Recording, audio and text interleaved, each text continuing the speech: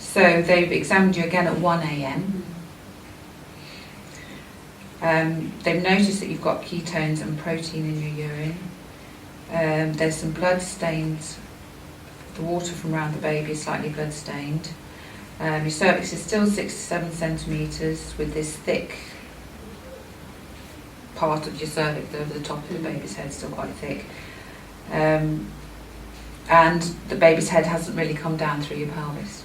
Okay, and they put, in view of delayed progress, despite 12 hours of syntocinon and maternal pyrexia, maternal pulse of 140, decision for delivery of by caesarean section. Discussed with couple, agreed. So they talked to you then, you understood what they were saying to you? Yeah, I'd read a lot about the caesarean because until I was about 32 weeks pregnant, I was looking at a caesarean anyway because I had placenta previa. So I'd kind of prepared myself for caesarean and then gone in for a final scan at about 32 or 34 weeks, and they'd gone, oh no, you're right, it's moved. So I was like, okay. So, but yeah, I knew it quite often happens, but I'd kind of already thought about maybe having caesarean because I thought there was a potential that I would have to, having had that. So yeah, I was fine, but like I said, I remember being really relieved and just thinking, thank God, just deliver the baby, I need it to be over. Right. I do have the operation notes here. Okay. Did they talk to you about what happened during the operation? Yes. Yeah. This is the difficult bit.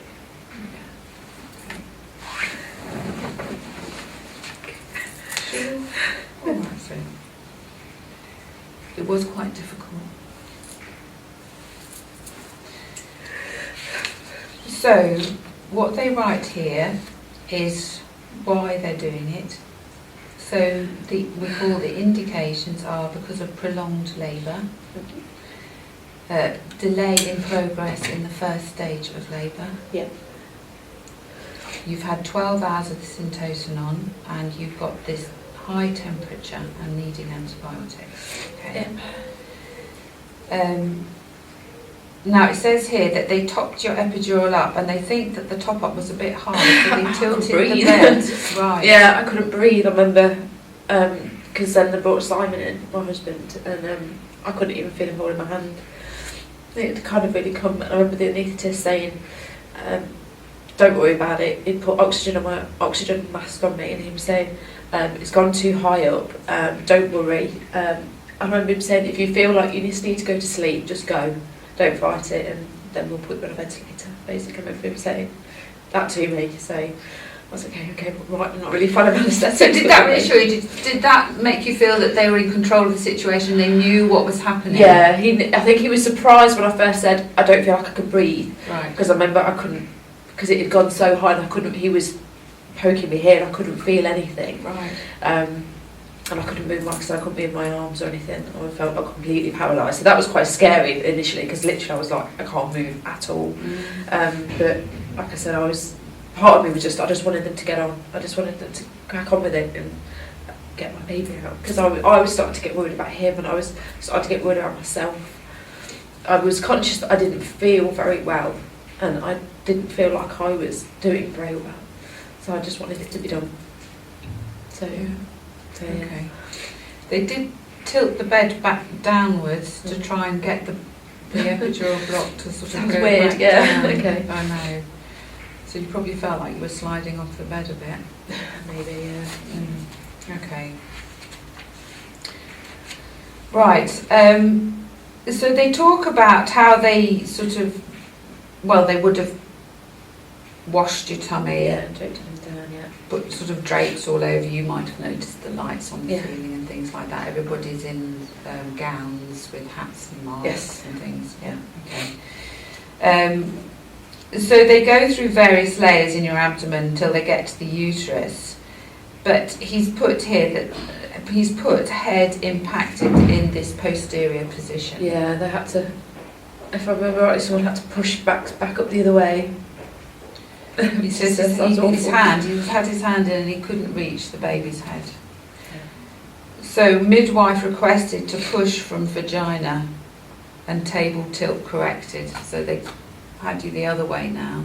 I remember that. And a midwife would have done a vaginal examination and tried to sort of push the baby's head up from the other He had way. a horrendous bruise on his Did he? arm. Yeah. Did he? Got a photo of him on the scales. He's got some massive purple bruise on the side of his arm. They've obviously been trying to Yeah, pull him up. yeah. And a funny shaped head. Where he'd been. Sometimes babies' heads can get stuck, Yeah. and when you've had sort of good contractions, particularly with the syntocin on it, you know, the baby's head's going to get wedged a bit. He's obviously been trying to turn, but then got stuck. Yeah. Baby was delivered, cried spontaneously. Yeah, I remember him crying. And I remember them putting him bum first over the screen because they didn't know what we were having. And I remember that being a shame because part of my birth plan is that I'd wanted Simon to tell me what we'd had. Right. And unfortunately it didn't happen. So, yeah, but I remember seeing him bum first over the top of the screen. And I remember the midwife. So you both saw together? Yes. And I remember the midwife being thrilled because he didn't have webbed feet, which I know sounds really strange, but I have webbed feet. And I remember her coming over and going, "It's okay, he's not got webbed feet." And I remember thinking, "But I don't mind if he's got webbed feet." That's the last of my worries, yes. But I just remember her saying that, and it was quite strange. Okay. So despite that, the baby was born in a good condition? He was lovely. Yeah, he was perfect. Okay.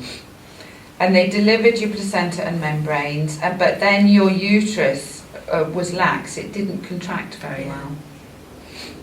And you know, usually after you've had a baby, you know, the uterus is a big thick muscle, and big crisscrossing muscles, and what we like to happen is it for to contract nice and hard like that, because all these muscles press down on your blood vessels and control bleeding.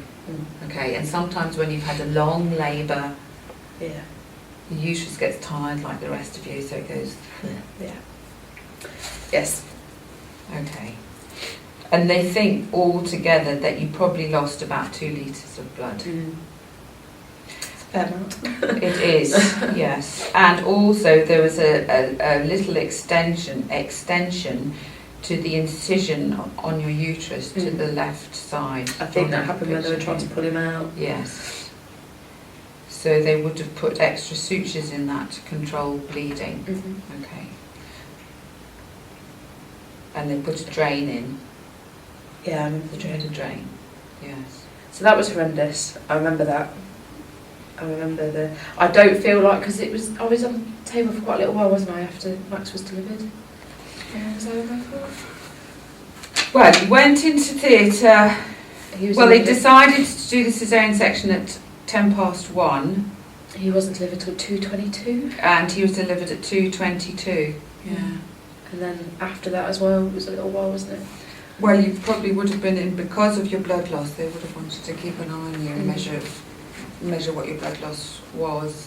You know. I remember Simon saying, because he had to leave, I remember the atmosphere in the theatre changing, and the woman saying that they needed, I remember her saying that they needed cross-match and they needed it as quickly as possible, and I'm a big Holby City fan. Not since I had Max, I can't watch it. I don't watch hospital programmes. But I remember thinking, cross-match, that means I need blood. And I remember going, you don't need cross-match, I'm B positive. I know what I am. And I remember saying, I'm B positive, you don't. I remember saying, it's in my notes, I know what you need. And but then they asked Simon to leave. And a lot more people came in. I remember a lot more people coming in. And then another doctor or maybe an anaesthetist trying to put a proper arterial line, is it, into my arm, and he couldn't get one in. All my veins had disappeared, and I'd got cannulas all over me, and I've been sick. I was constantly being sick. I couldn't move, so I couldn't do anything. So I got the anaesthetist, who was lovely, and I don't even know who he was. But he was really nice to me. He just kind of stood next to me the entire time, talking to me, just mopping up the sick that was coming out the side of my mouth, which is awful, because it was just bile. There was nothing really in me to be sick, but I was just constantly heaving and retching, and just. But yeah, it wasn't very nice.